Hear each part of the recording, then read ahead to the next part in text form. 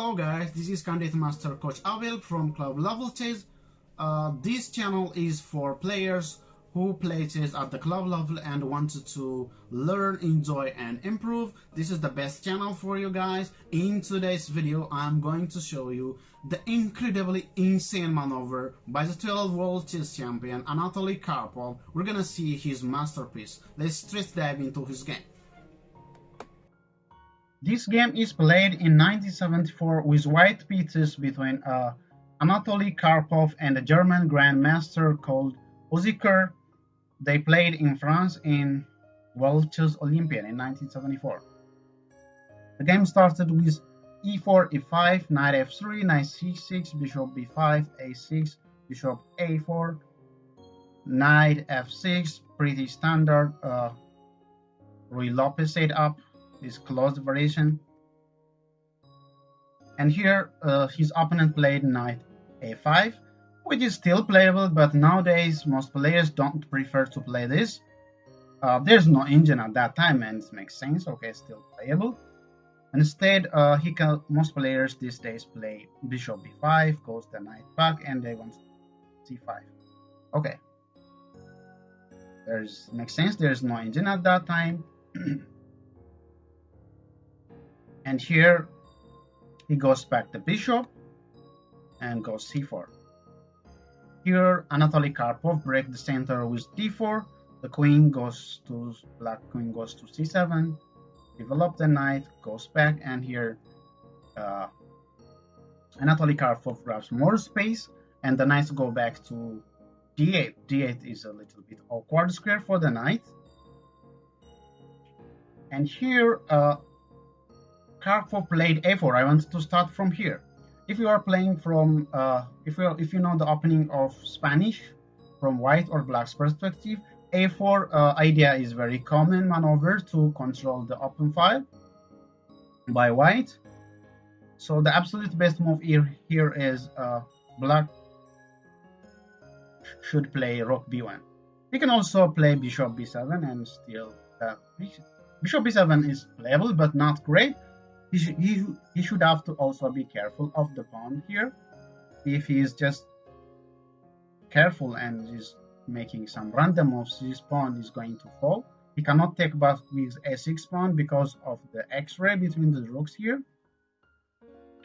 So his opponent played the absolute best move in the position, rook b8. And here Karpov played a4, and after the exchange of the pawns, he played the absolute best move in this position, and he played b4. This is a very nice, good move. It basically do two things. First, it restricts the mobility of this b5 pawn, and eventually it could attack by going the queen to e2. The bishop goes to here and attack this. It could target the b5 pawn. So this is a good move. The other idea is the other idea of this b4 move is, in case if black wants to maneuver the knights and goes b7, and he can no longer comes to these two squares. If he is planning to come here, he's not getting any of the squares. This is taken. So b4 is a very nice move here. His opponent played it anyway because I think he has no option, and he's playing a normal development move. Otherwise, this move has nothing to do with the position. I don't like it. They played a couple of developing moves, and here black tries to challenge the center by going rook a8. Here Karpov played queen d2, and his opponent played rook a8. This move is not great. It seems at the first glance it's a great move because he's trying to hit the b4 pawn and trying to capture the bishop, because of this x-ray. So Karpov played bishop d3, moving away. They played a couple of maneuvering moves. And here at this point, Karpov tried to double and control the only open file. Well, if he takes, white is going to take the only file, and he could infiltrate by bringing the rooks and the queen. So he could not afford to do that. Here he sealed the center by going to c4. It seems this move is good. He's assuming that if the bishop goes to f1, it seems it's going to be passive here. He's not doing here. Well, if he also goes the bishop b1, it somehow interferes with the pieces harmony. This rook can no longer come here. But here Karpov have a very deep idea. I really like it. After this move, the queen goes to d8 with the idea of controlling, after capturing this, to control the only open file. But here we have Karpov as a very brilliant, my favorite move of all the time. He moved the bishop to a7. What? Have you ever seen a bishop like that? Now with this bishop a7, he completely ruined his intention of to control the a file, and now the queen side is already sealed and is in black favor. It seems this bishop is somehow interfering with the harmony of the pieces. Now he can maneuver and fix it. It's already shut off. Now they try to. Karpov is improving the bishop of now double. He completely controlled the only open file of the. After this, improved, and he played. After creating a weakness on the queen side, he goes for the king side and create another weakness. His opponent is just sitting and waiting. Here you have to take at least this pawn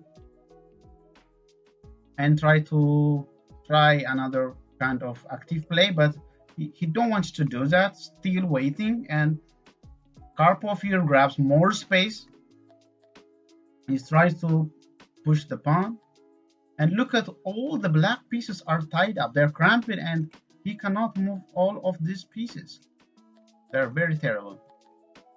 And here, only one of white pieces is not great. So he really wants to improve the position of this bishop. If you see this bishop is blocked by his own pieces, by this pawn on e4. So this bishop can be improved by going to c1, d1, and exchanging the only good piece, relatively good piece of black.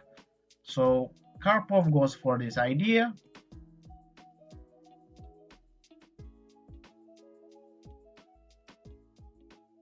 Okay. Oh, sorry. He moved this. He moved the bishop c1. They move, and he's coming for this exchange. This knight is not going anywhere. He is just making some random moves.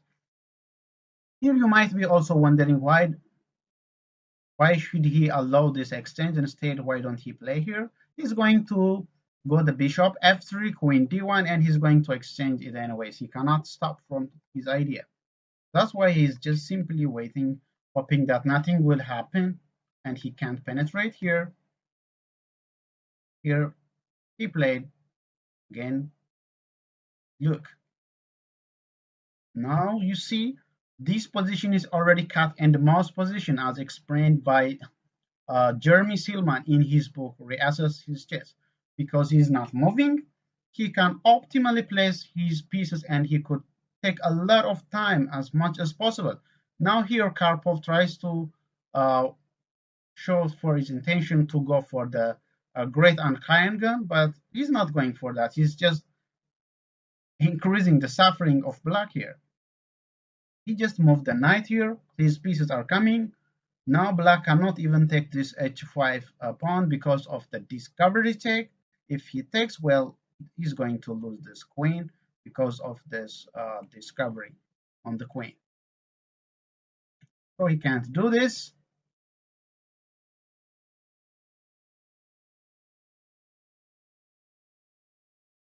He was just simply and waiting here. At the right moment, he exchanged here and infiltrate the queen. He has no option here. He was just sitting and waiting. He offered him exchange. Believe it or not, his opponent resigned in 44's move here. What? Why did he resign? He have a lot of pieces. Why don't he move here and there and wait? No, he is in Zugzwang position. He cannot literally move any of the pieces. Let's see, what if he...